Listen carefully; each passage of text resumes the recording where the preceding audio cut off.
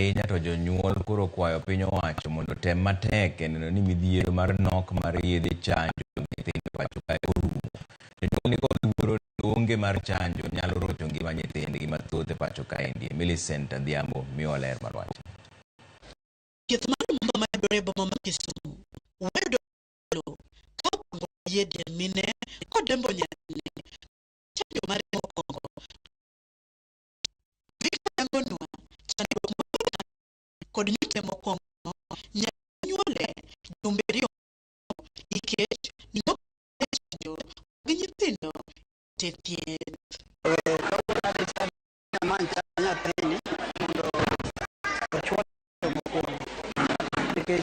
It was on you all and before Saturday and district.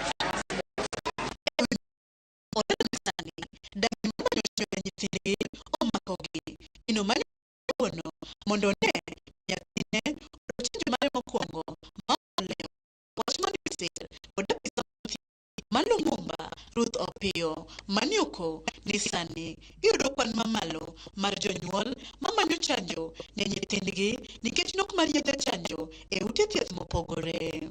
Koro onego tere yudo chanjo mare on Monday. Nade manyo chanjo Monday loka chanjo onge. Sani do uniform. Ako sin ka penjo. Isani kata ka una go sin. Onde ngama go max barni kono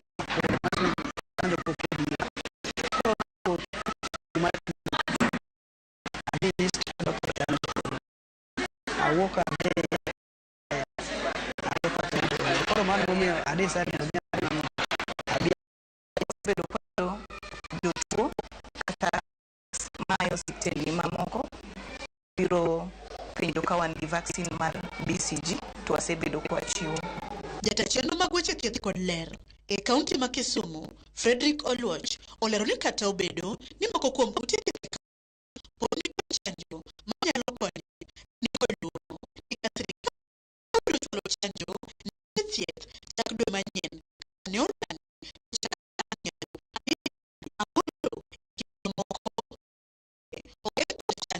nyalo biro much pacho ka ni chanjo gi orumo to ok ogemnwa chanjo mamoko to ng'iso ni wadhi bedo maonge chanjo to gima dhi timore ni mbele kata cha no igeng'o kod chanjo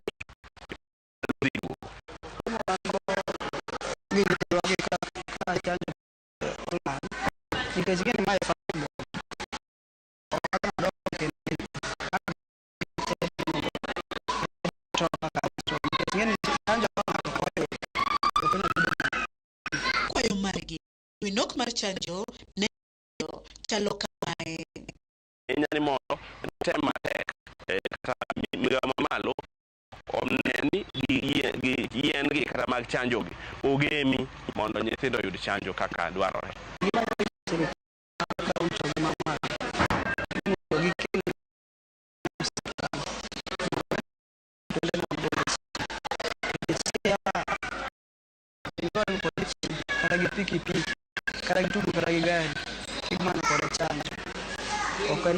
E kinde ni ma piny owacho kokalo kuom migawo mar thieth temo kedo kod dok chien mar chanjo mag nyithindo pachoka e neno ni juma mokwongo mar dwe manyien ochak ke chanjo ma kamago e ute thieth mopogore jokanyo